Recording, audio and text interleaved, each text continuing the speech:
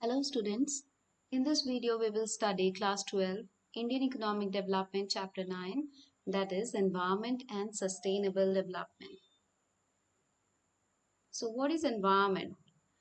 It is the total planetary inheritance and the totality of all resources, यानी कि अर्थ पे जितनी भी ऐसी चीजें हैं जो हमें नेचर से मिलती हैं, एनवायरनमेंट कहलाती हैं. So it includes both biotic and abiotic factors. Biotic elements are the living things like humans, animals, trees.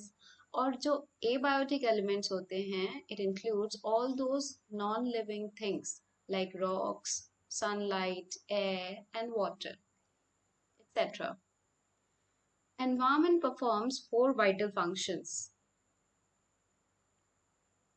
and these are: number one, environment supplies resources, it absorbs waste.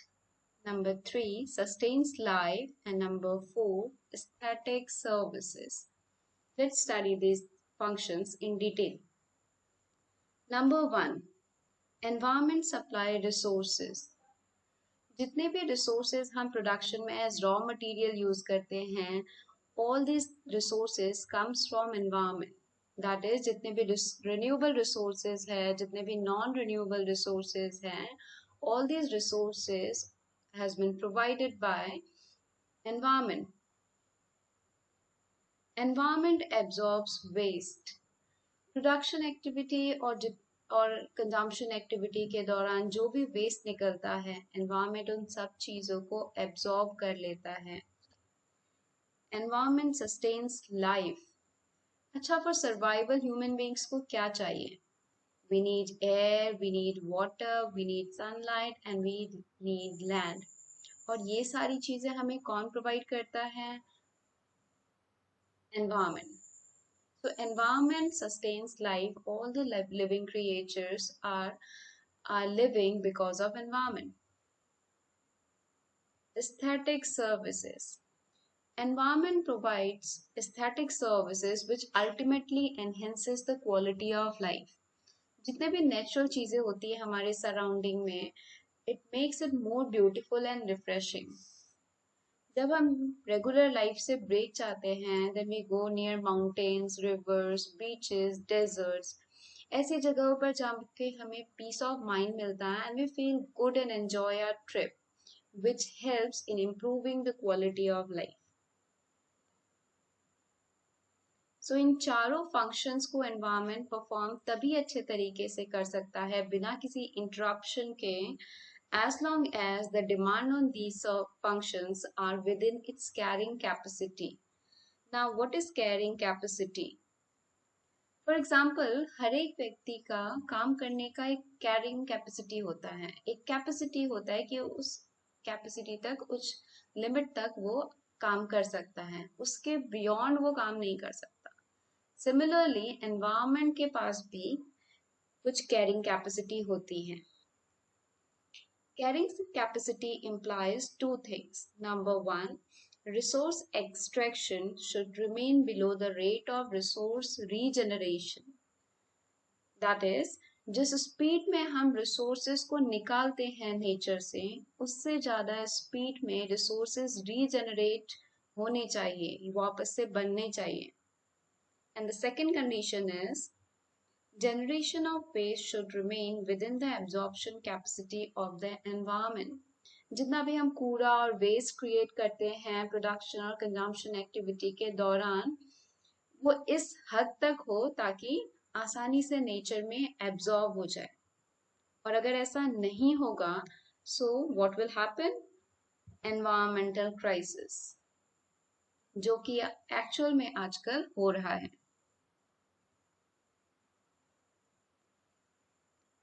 The two main global environmental issues are: number one, global warming, and the second one is ozone depletion. Global warming is a gradual increase in the average temperature of Earth's atmosphere as a result of greenhouse gases. So let's understand the concept of global warming. You can see this picture. यहाँ पे से sunlight आ रही है. धीरे धीरे करके जो अर्थ है इसका टेम्परेचर बढ़ता जा रहा है, जो एवरेज टेम्परेचर है वो बढ़ता जा रहा है। And the main reason behind this is the greenhouse gases. Greenhouse gases और CO2 की मात्रा अधिक होने पे, जो कि बर्निंग ऑफ फॉसल फ्यूल की वजह से होता है, डिफोरेस्टेशन की वजह से होता है, एटमॉस्फेयर का टेम्परेचर धीरे धीरे बढ़ता चला गया है और उसके बहुत बुरे परिणाम हो रहे हैं, जैसे कि melting of polar ice, resulting of sea level rise and coastal flooding.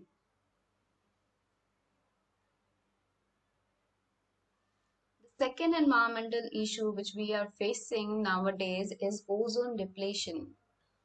Ozone depletion, जो ओजोन लेयर होता है वो धीरे धीरे करके कम हो रहा है। It refers to the phenomenon of reduction in the amount of ozone in the stratosphere. ये सारे layers of atmosphere है जिसमें जो ओजोन है, ओजोन लेयर आपको यहाँ पे दिख रहा होगा, ओजोन लेयर स्ट्रेटोस्फेयर के पास होता है, इसमें धीरे धीरे करके डिप्लीट होने लगता है और उसकी वजह से जो अल्ट्रावायलेट रेज है सन से जो निकलता है वो धीरे धीरे करके अर्थ में आने लगता है और लिविंग ऑर्गेनिजम्स को उसकी वजह से बहुत ज्यादा हार्म पहुंचता है।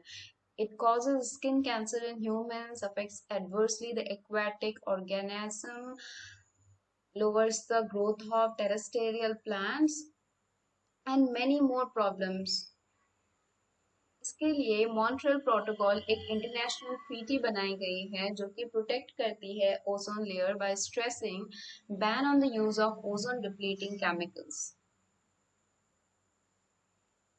The main reason behind these environmental issues are population explosion and advent of industrial revolution. जैसे जैसे हमारा पॉपुलेशन इंक्रीज होता गया और इंडस्ट्रीज डेवलप होते गए, डिमांड बढ़ता गया नेचुरल रिसोर्सेज का और सप्लाई घटता गया, so which has led to reversal of supply and demand relationship for environmental quality. Prior to industrialisation और जब पॉपुलेशन इतना ज्यादा नहीं था तब डिमांड कम थी और सप्लाई ज्यादा था। अब उसका अपोजिट हो चुका है क्योंकि पॉपुलेशन इतना ज्यादा बढ़ गया है, लोगों के नीड्स इतना ज्यादा बढ़ गए हैं, तो उसकी वजह से अब डिमांड ज्यादा है और सप्लाई कम है। India's environmental problems. Now, what are the problems which we are facing in India's environment? सबसे पहला है हमारा लैंड डिग्रेडेशन। अब लैंड डिग्रेडेशन का मतलब क्या होता है? Land degradation refers to a decline in the fertility of land and quality of the soil. और इसका एक मेन कारण होता है वाटर लॉगिंग की वजह से, जो वाटर सॉइल इरोजन हो रहा है, विंड इरोजन हो रहा है, it depletes the quality of the soil. और भी कई कारण होते हैं लैंड डिग्रेडेशन के, जैसे कि shifting cultivation, loss of vegetation, deforestation के कारण, indiscriminate use of fertilisers and pesticides etcetera. Second one is biodiversity loss. Biodiversity loss is also an impact of environmental degradation. After independence, economic reforms caused rapid industrialization, growing townships, and urbanization, which has led to the destruction of habitats and biodiversity sites. जैसे जैसे जंगल कटते गए वैसे वैसे बहुत सारे species हमारे deplete होते गए हैं, एक्सटिंक्ट होते गए हैं। Third one is air pollution. Air pollution mainly जो व्हीकुलर पोल्यूशन है हमारे कंट्री में, it is a big issue. Industrial जो पोल्यूशन है, लिक्विड फ्यूल्स को जलाया जाता है, तो इन सारी चीजों से एयर में पोल्यूटेंट्स हैं हमारे बहुत ज्यादा, जिसकी वजह से एनवायरनमेंट को बहुत ज्यादा हार्म पहुंचता है। Management of fresh water. India में फ्रेश वाटर की बहुत कमी है, फ्रेश वाटर, क्लीन वाटर की बहुत ज्यादा कमी है। गर्मियों में ये दिक्कत तो बहुत ज्यादा हो जाती है। Solid waste management. There is also lack of planning and management of solid waste. Garbage is not properly collected in many areas. Garbage कूड़े का ढेर पड़े रहते हैं सड़कों पे, which which looks very ugly also and very dangerous because it may increase diseases like dengue, malaria, and etc.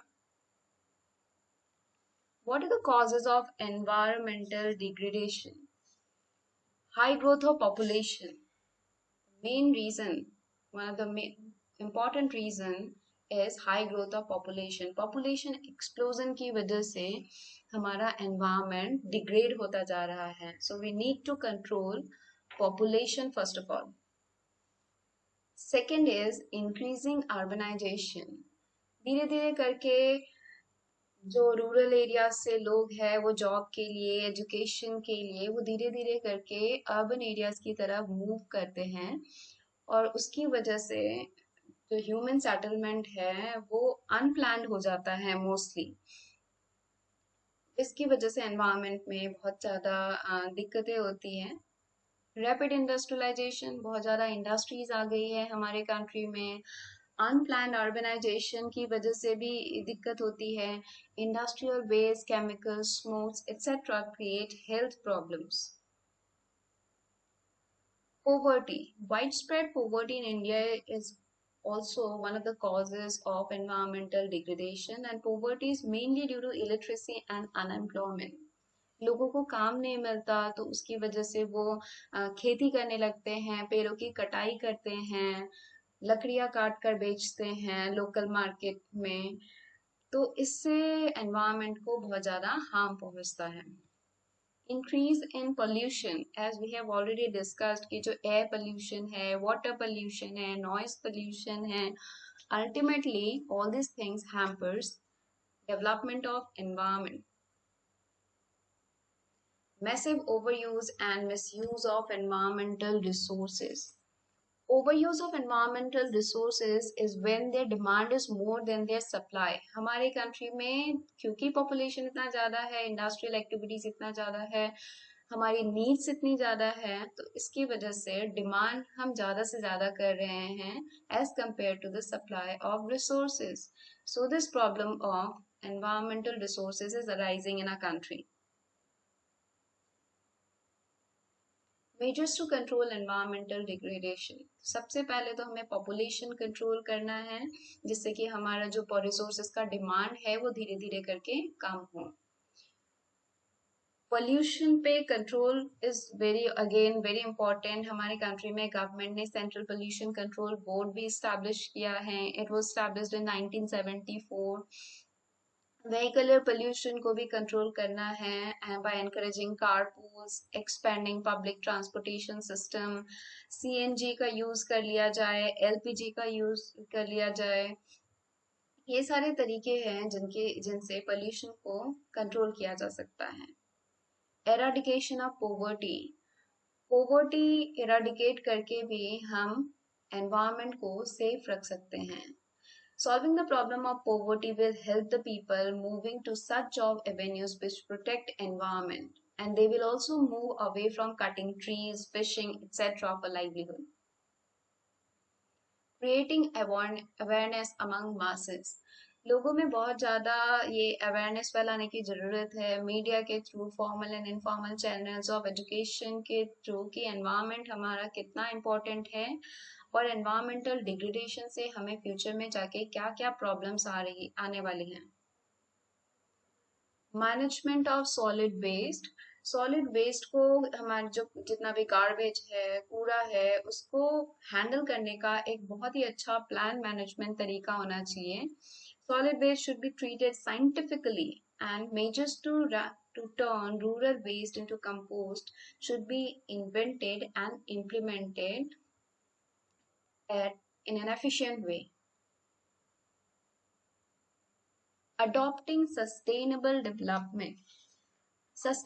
development यानी कि अगर हम अपने जो अभी का हम डेवलपमेंट देख रहे हैं by compromising future generations development, then it is not going to help. So हमें क्या करना है, अपना डेवलपमेंट तो देखना ही है, अभी का प्रेजेंट जनरेशन का तो डेवलपमेंट देखना ही है, साथ ही साथ we have to think about future generation also. So sustainable development के थ्रू हम एनवायरनमेंट को डिप्लीट होने से बचा सकते हैं. What is sustainable economic development? United Nations Conference on Environment and Development has defined sustainable economic development as the development that meets the needs of the present generation. हमारा जो present का generation है without compromising the ability of the future generation to meet their own needs. यानी कि हम development ऐसा करें ताकि हमारे जो प्रेजेंट जनरेशन है उनकी भी नीड फुलफिल हो जाए, साथ ही साथ फ्यूचर जनरेशन जो आने वाला जनरेशन है उनको भी ये रिसोर्सेस मिले, उनके लिए भी एनवायरनमेंट ऐसा ही हो जैसे हमें मिला है. सस्टेनेबल डेवलपमेंट के ऊपर एक कमीशन बनी थी और उन्होंने अपना रिपोर्ट दिया था. This commission was Brundtland commission and they submitted there report. It is called Brundtland report.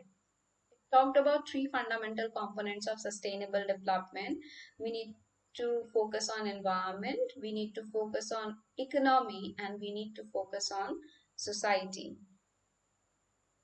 Strategies for sustainable development. अब ऐसे कौन कौन से तरीके हैं जिससे हम सस्टेनेबल डेवलपमेंट को अचीव कर पाए and we can also think about our future generation. Number one is use of non-conventional sources of energy. Use of non-conventional sources of energy is very helpful in achieving sustainable development. Non-conventional sources of energy कौन से होते हैं जो कि environmental friendly होते हैं. India में ज्यादातर जो पावर का डिमांड का जो रिक्वायरमेंट है it is getting fulfilled by thermal and hydro power plants, जिसमें बहुत ज़्यादा environmental pollution होता है कोल के जरिए, और हाइड्रो पावर प्लांट्स को स्टैब्लिश करने के लिए उसमें उसकी वजह से फॉरेस्ट को बहुत ज़्यादा नुकसान होता है, वहाँ के रिवर बेसिन को बहुत ज़्यादा इफेक्ट होता है वहाँ पे.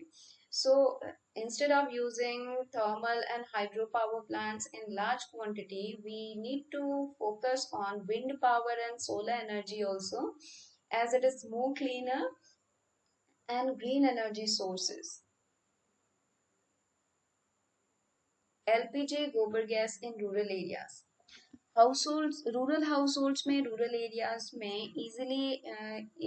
इजीली ये काउ डंग मिल जाता है, किचन वेस्ट मिल जाता है, तो उसको यूज करके गोबर गैस और बायोगैस बना सकते हैं. एलपीजी का यूज होगा तो फायरवुड का कम यूज होगा, डिफॉरेस्टेशन कम होगा. Number 3, CNG in urban areas.